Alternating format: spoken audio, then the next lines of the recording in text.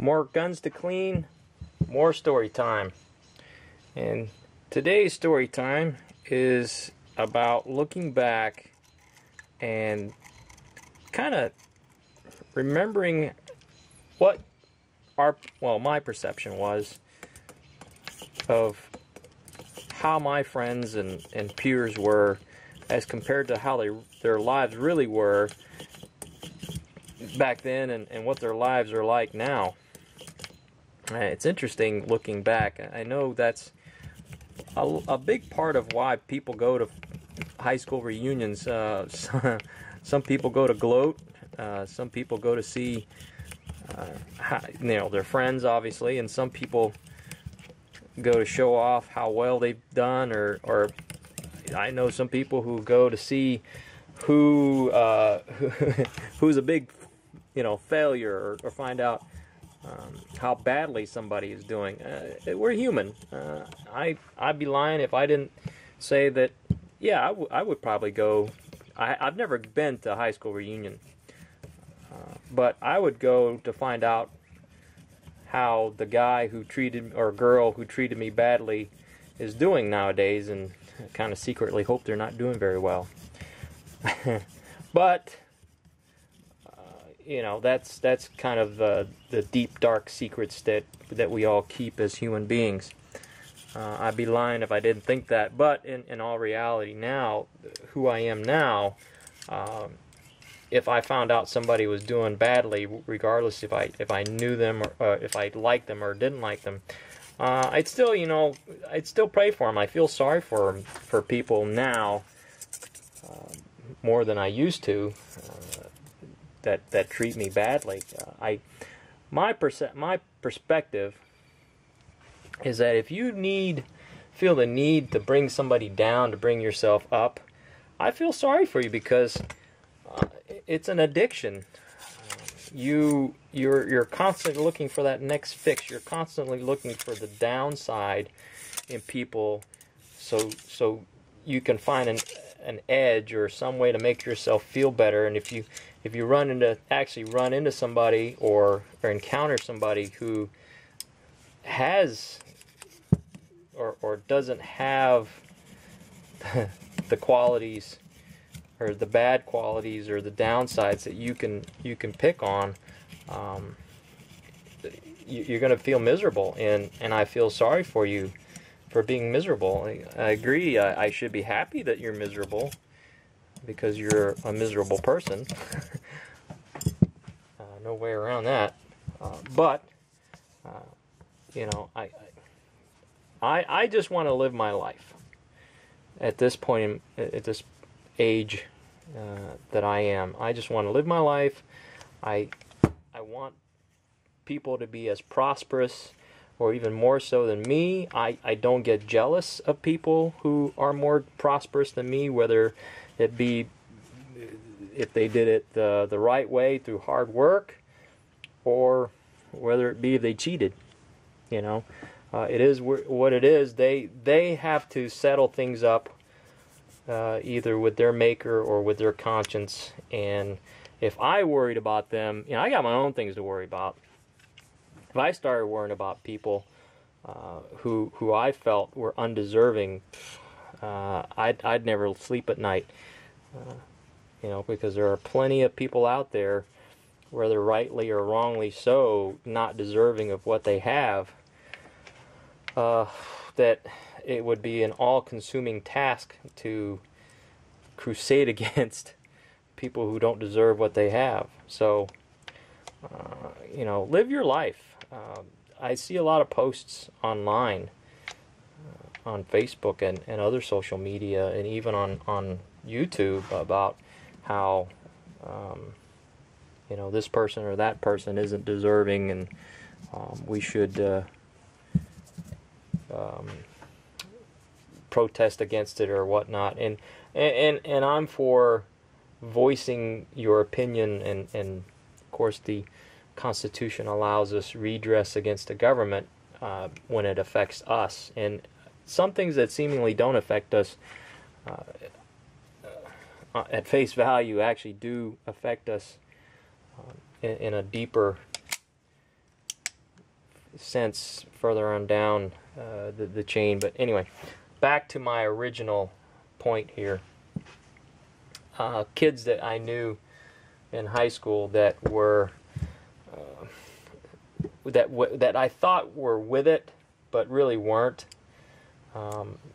Just like I knew this one girl that I really liked, and she had a 2-parent family, and really cute, and I liked her, and I wanted to go out with her, and I did. And it turns out that her life wasn't any more together than anyone else's. I went to her house to pick her up on a date one time, and her house was no nicer than mine, and Dad was a little rough around the edges.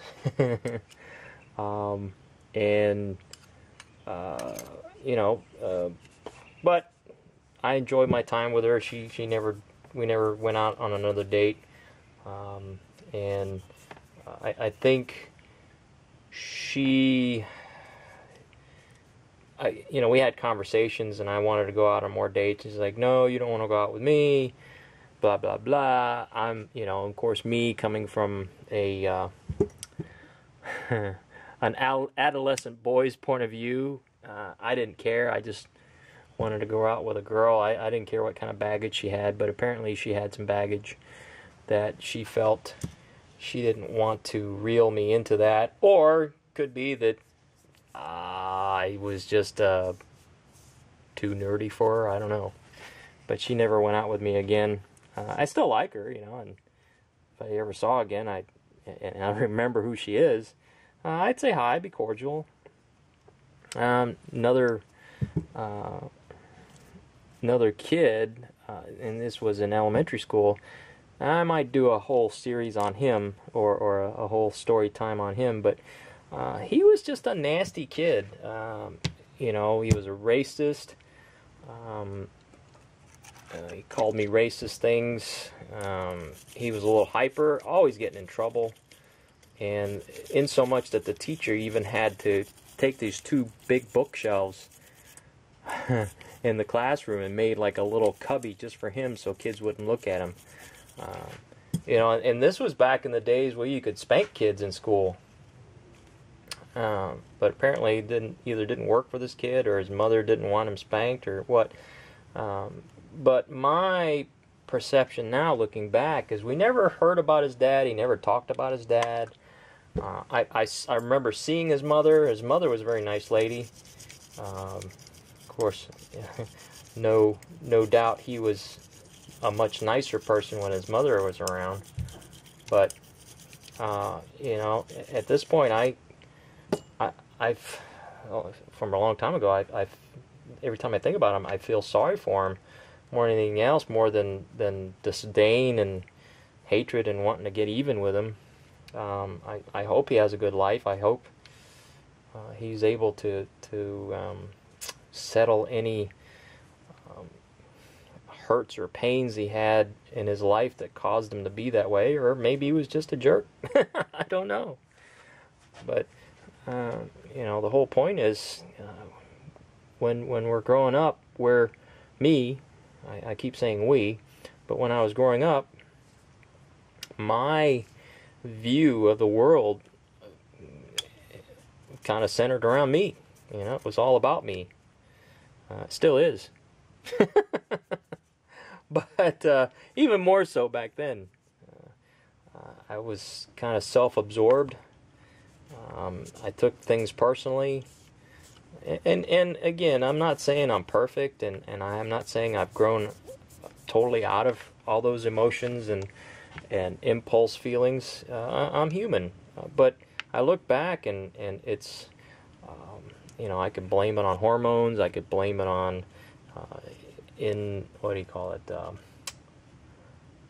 I had a mental block here. Adolescence, what do you call that? Immaturity. I can blame the immaturity on my lack of experience. But, life is what you make of it, and even though our perspective at the time We think other people who hurt us have it better than us. All I worried about was the hurt that I was feeling, that I never really considered if anybody else was going through pain. Now, that's not to say, bullies don't need to be dealt with. But I look back and, kids that were mean to me or that I didn't like, turned out they didn't quite have it any better than I did, and sometimes even worse. So I just, for me in my own spiritual journey, I thank God every day I am who I am, and I'm where I am today with what I have. And everybody gets asked this question, what would you do differently knowing what you know now? And the short answer, I probably wouldn't change a thing, because I like where I'm at now, and it's kind of like the butterfly effect. If any one of those things didn't happen, I wouldn't be where I am today, and I wouldn't be the person I am today. So, short answer, I wouldn't change a thing. I would do it all over again, the pain, the misery, the whole 9 yards, knowing that today, standing right here, I have what I have. I know who I know, and it's to me, it's perfection in relative terms. Could I be, would I want to be richer? Sure. Would I want a nicer car? Sure. Would I want more friends? Sure. I would love to have more friends. I would love to be more social. But when I sit down and take stock at where I am and what I have, I really don't have anything to complain about, anything real to complain about. A friend of mine kind of put things in perspective, and he says, two things actually to put things in perspective. The first thing is, on your worst day, on your very worst day, when you don't think things can't get any worse, ask yourself, do I have cancer? And you may have cancer. But if you don't, the answer to a person who doesn't have cancer on their worst day, and you ask them, well, do you have cancer? And if the answer is no, then your day's not that bad.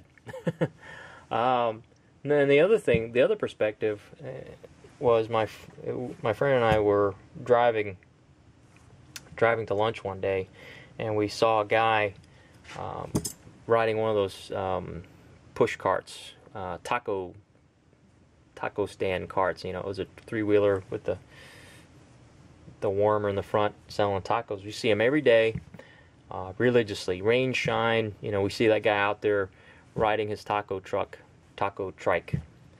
and we think, wow, my life is pretty good compared to having to get up and ride around. Not that there's anything wrong with that guy. God bless that guy on that taco truck. He's getting up. He's making an honest living. He's providing for himself and his family. We hope, we think. But he's doing something about his condition. He's not sitting around begging for money. He's providing a service. But to put things in perspective, when you're having a bad day, or you think your job sucks, or you just don't feel motivated, think about all those people out there that get up every day, do a hard job, get paid very little, but they're making a difference in their lives one day at a time. Another thing I kind of thought about just now talking about that, and of course I forgot what it was. What was it? If you think your job is hard, anyway, it'll come to me. But that's my rambling about perspectives and growing up and thinking about what other kids had or went through. Really wasn't all it's cracked up to be. So, all right, I just gotta oil it up and put it away. Talk to you later.